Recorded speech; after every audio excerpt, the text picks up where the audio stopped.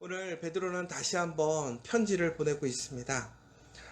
두 번째 편지라고 나와 있는데요. 다시 얘기하자면 베드로는 오늘 믿음의 성도들에게 거짓 선지자들을 따라가지 않고 그들의 믿음을 견고히 지킬 것을 당부하고 또한 그 마음에 소망이 있는 것입니다. 여러분, 우리가 이렇게 하나님 말씀을 전하고 이야기할 때 보면요, 잘 듣지 않는 사람들이 있어요. 그럼 우리도 참 실망하게 되잖아요. 말씀을 가르치고 전하는데도 불구하고 그 말씀의 가치를 잘 모르는 것이지요. 그럼에도 불구하고 우리가 계속 간구해서 그들에게 하나님의 말씀을 전하고 증거하는 이유가 무엇입니까? 하나님의 말씀이 진리이고 하나님의 말씀이 우리를 살리는 생명이고 무엇보다 하나님의 말씀이 결국에는 우리를 회복하게 하는 그 말씀이기 때문에 그렇습니다. 우리가 사랑하는 사람들이 있기 때문에 그 사랑하는 사람들이 하나님의 그 의의 길, 진리의 길로 와서 하나님의 은혜 안에 머물기를 소망하기 때문에 당부하고 권면하고 있는 것이지요. 저도 이렇게 요즘에 교회에 나오지 않는 분들에 대해서 계속 권면하고 당부하는데요. 어떤 분들은 그럼에도 불구하고 전혀 듣지 않는 분들도 계시지만 또 반갑게 맞아주시고 또 응답해 주시는 분들도 계세요. 또 어떤 분들은 전혀 대꾸가 없는 분들도 있어요. 그런데 제가 항상 그 마음으로 다시 연락을 해요. 오늘 하나님께서 정말 우리를 사랑하시는 그 사랑의 마음으로 우리에게 은혜를 주셨고 또 예수님께서 이 땅에 오셨는데 만약에 다시 예수님께서 오시는 그날이 오늘이 된다면 오늘 그 사람들이 어떻게 될까? 정말 오늘 예수님께서 오셔서 그 심판의 날이 오늘 우리에게 임한다면 그들이 어떻게 되어질까? 그렇기 때문에 다시 한번 연락하고 전화하는 거예요. 제가 이렇게 연락하고 전화할 때는 여러분을 사랑하는 마음으로 전화하고 있음을 기억하시고 특별히 정말 오늘 우리가 다시 한번 정말 내 주변에 내가 사랑하고 내가 정말 소중히 여기는 사람들이 있다면 그 사람들에게 정말 예수 그리스도의 복음의 이 이야기를 예수님께서 다시 오심을 우리가 다시 한번 권면하고 알려줘서 그들이 세상의 그러한 즐거움과 세상의 유익을 따라가는 것이 아니라 썩어 없어지는 그런 헛된 그런 망령된 길이 아니라 정말 하나님 안에서 하나님의 진리의 말씀 안에서 살아날 수 있는 길, 진정한 평안과 위로가 되는 그 예수 그리스도의 복음으로 돌아올 수 있도록 우리도 오늘 베드로처럼 그 사람들에게 편지를 보내고 카톡을 보내고 연락을 하고 그래서 다시 주님 안에서 우리가 함께 예배할 수 있는 귀한 일들이 일어났으면 좋겠습니다. 오늘 12월 30일입니다. 이제 2020년이 이틀밖에 남지 않았습니다. 올 한 해 우리가 사람들과 모여서 함께 같이 음식을 먹거나 또 성령 모임을 가질 수는 없지만 가장 중요한 이 복음의 이야기들을 오늘 우리 주변에다가 다시 한번 나누는 우리 믿음의 성도님들 정말 귀한 복음의 그 전파자들 되었으면 좋겠습니다. 오늘 베드로는 그 성도들에게 믿음의 그 동역자들에게 두 가지를 당부하고 있습니다. 첫 번째는 우선 거룩한 선지자들이 예언한 말씀과 주 되신 구주께서 우리에게 명령하신 것을 기억하라고 얘기하고 있습니다. 여러분, 지금 거룩한 선지자들이 예언한 말씀 그리고 주 되신 주께서 너희 사도들로 말미암아 명하신 것 그것이 무엇일까요? 바로 예수님의 재림에 대해서 얘기를 하고 있다는 거예요. 여러분, 예수님은 다시 오심을 믿으십니까? 예수님께서 이 땅에 오실 때에 많은 사람들은 소망을 갖고 있었어요. 예수님이 다시 오시면 좋겠다. 그러나 예수님께서 오실 때에 그러한 소망과 기대가 있었지만 예수님이 오셨다라는 그 사실을 아는 사람들은 매우 소수에 불과했습니다. 마찬가지로 예수님께서 이 땅에 오셨던 것처럼 다시 이 땅에 오실 예수님 또한 아무도 모르게 오실 것입니다. 그리고 분명히 이야기할 수 있는 것은 예수님께서 이 땅에 오셨던 것처럼 다시 한번 예수님께서는 이 땅에 오실 것이라는 사실이지요.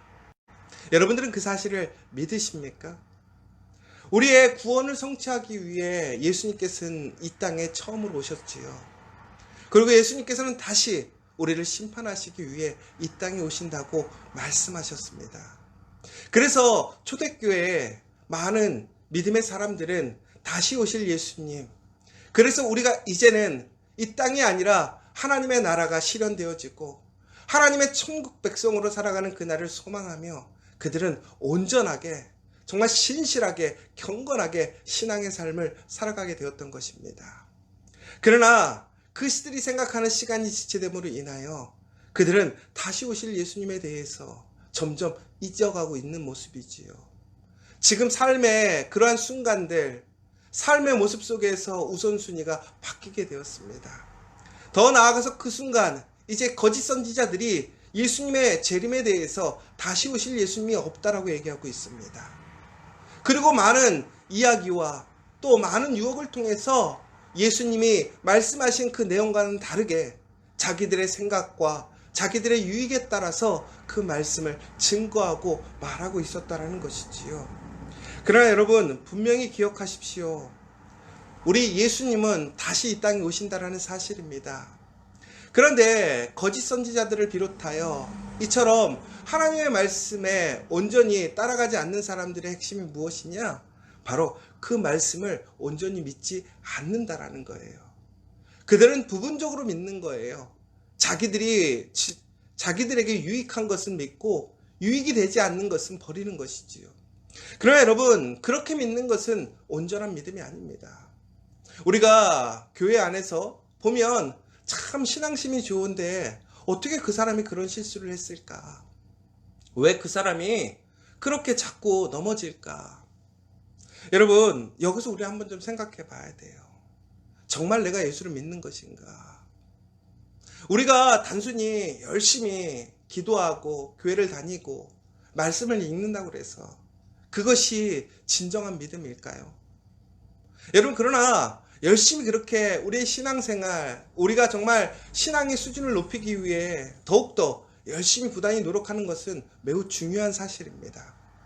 그러나 우리가 그렇게 말씀을 듣고 또 보고 또한 기도한다 할지라도 우리가 말씀을 스스로 제한하고 말씀을 선택한다면 그것은 결코 우리는 온전한 믿음이라고 볼 수가 없는 것이죠. 결국에는 우리가 그 믿음이 좋았던 사람들 혹은 믿음이 좋아 보이는 사람들의 실패의 원인이 결국은 이처럼 부분적으로 자기들이 믿고 싶은 것을 믿는 거예요. 더 나아가서 말씀을 온전히 알지 못하는 거예요. 여러분, 왜 우리가 자꾸 말씀을 읽어야 된다고 할까요? 우리가 왜 말씀을 배워야 한다고 할까요? 바로 이처럼 우리가 스스로 우리의 생각, 우리의 기준대로 흘러가지 않고 오직 하나님의 말씀대로 예수 그리스도의 가르침대로 예수를 따라가야지만 진정으로 우리는 그 은혜 안에 머물 수 있기 때문에 그렇습니다. 사랑하는 여러분, 정말로 이제는 내가 말씀을 선택하고 내가 말씀을 보는 것이 아니라 정말 우리가 말씀대로, 말씀에서 이야기하는 대로 살아가는 저와 여러분 되시기를 간절히 소망합니다. 특별히 예수님께서 우리에게 명령하시고 우리에게 보여주셨던 그 복음의 삶, 십자가의 삶을 온전히 살아가는 그 믿음의 사람들이 되어야 될 줄 믿습니다. 그런데 오늘 이러한 거짓 선지자들은 이처럼 잘 알지 못하고 스스로의 유익을 위하여 스스로가 선택해서 믿음에도 불구하고 그들이 모든 것을 알고 있다고 생각해요. 더 나아가서는 이 모든 것들이 하나님의 말씀으로 이루어진 것임에도 불구하고 그들은 하나님의 말씀을 부정하게 됩니다. 인정하지 않는 것이지요. 사랑하는 여러분, 예수님께서 이 땅에 오신다고 하셨을 때에 정말 많은 사람들은 소망을 갖고 있었지만 그 영광에 참여하지 못했었습니다. 그러나 다시 한번 예수님께서 이 땅에 오신다고 하셨을 때에 우리는 그 영광에 참여할 수 있는 사람이 되어야 될 줄 믿습니다. 여러분, 그 구원의 소식은 믿는 사람들마다 이제는 우리에게 누구에게든지 그 기회가 주어졌지만 예수님께서 심판으로 오시는 이 땅에서는 기회가 한 번밖에 없습니다. 이제 우리는 예수님이 오시는 그날까지 어찌 보면 오늘 우리가 기회를 얻은 삶인 것이지요. 오늘이라도 우리는 예수를 믿는다면, 예수를 온전히 따라간다면 우리는 하나님의 영광, 은혜에 참여할 수 있게 됩니다. 그러나 예수께서 마지막으로 오시는 그날, 그 심판의 순간은 바로 그날이 마지막이 되는 것이지요. 그러므로 우리는 오늘을 살아가면서 정말 오늘이 예수님께서 오시는 그 마지막 날이라는 그 생각을 가지고 살아가야 돼요. 많은 사람들이 예수님께서 오신다고 했지만, 하나님의 그 심판이 임한다고 했지만 어찌했습니까? 노아의 때에 어떻게 했습니까? 노아의 가족 외에는 사람들은 귀 기울이지 않았어요. 분명히 홍수가 일어난다고 얘기했어요. 그러나 어떻게 얘기했습니까? 어떻게 이렇게 홍수가 오겠니? 그 산 위에 배를 짓고 있으면서 어떻게 물이 여기까지 올라올 수 있겠니? 인간의 생각, 합리적인 생각으로는 어찌 보면 맞지 않을 수도 있어요. 그러나 하나님의 말씀이었습니다. 그러나 하나님의 그 말씀이 어떻게 되었습니까? 천국에는 이루어졌습니다. 여러분, 소돔과 고모라가 멸망할 때도 어떻게 되었습니까? 하나님이 그 땅에 이제 징계와 심판을 내리시겠다고 그랬어요. 그러나 하나님께서는 구원의 메시지를 주셨어요. 누구든지 지금 회개하고 그 소돔과 고모라를 벗어나는 자들에게는 하나님께서 구원해 주시겠다고. 그러나 아브라함이 너무나 두려워서 의인 10명을 마지막까지 구해서 10명만 있어도 구원을 하나님께서 거기서 주시겠다고 했어요. 그런데 그 수많은 사람들이 어떻게 했습니까? 하나님의 심판의 메시지, 하나님의 구원의 메시지에 귀 기울이지 않았어요. 전국에는 어떻게 되었습니까? 소돔과 고모라가 완전히 흔적도 없이 사라지게 되었습니다. 여러분, 하나님의 모든 말씀은 분명히 이루어집니다. 그럼에도 불구하고 우리는 그 말씀에 그 마지막 때가 이루어진다는 사실을 우리는 너무나 쉽게 잊어버리고 너무나 먼 이야기라고 생각하는 것이지요. 그러나 오늘 다시 한번 얘기하고 있습니다. 하나님의 말씀은 더디다고 생각하지 말라라는 거예요. 하나님께서는 오늘 더딘 것이 아니라, 능력이 없으신 것이 아니라, 잊으신 것이 아니라 바로 우리 한 사람 한 사람, 그 한 명을 더 구원하시기 위해 하나님의 그 불타는 마음 속에서 그 애통하는 마음으로 인내하고 참고 기다리시는 거예요. 그러나 그 하나님의 그 마지막 순간이 결정되어지면, 하나님께서 인내하시고 우리에게 주시는 그 자비의 순간이 끝나게 된다면, 전국에는 예수님께서 이 땅에 오셔서 이제 마지막 심판으로 믿음의 사람과 믿지 않는 사람들을 구별하실 것이라는 것이지요. 여러분, 하나님의 천년은 진정으로 하루와 같을 수도 있고 그 하루가 천년 같을 수도 있다는 얘기예요. 결국은 무슨 얘기입니까?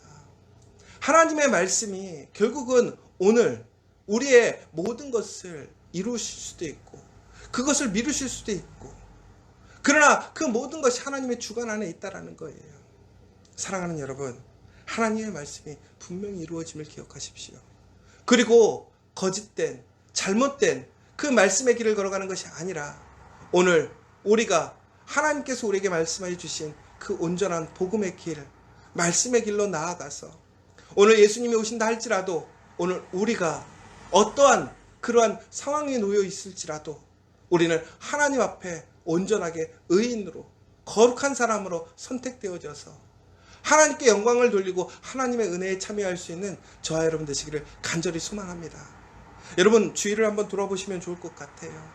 오늘 예수님이 이 땅에 오신다면 나는 그 하나님의 나라에, 그 하나님의 거룩한 백성으로, 하나님의 거룩한 사람으로 나는 그 나라에 참여할 수 있는가? 나의 자녀들은 오늘 그 나라에 참여할 수 있는가?